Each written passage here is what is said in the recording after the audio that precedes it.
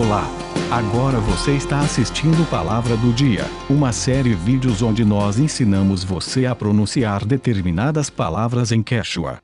Portanto, a nossa palavra do dia para hoje é Hampi, Hampi, Hampi.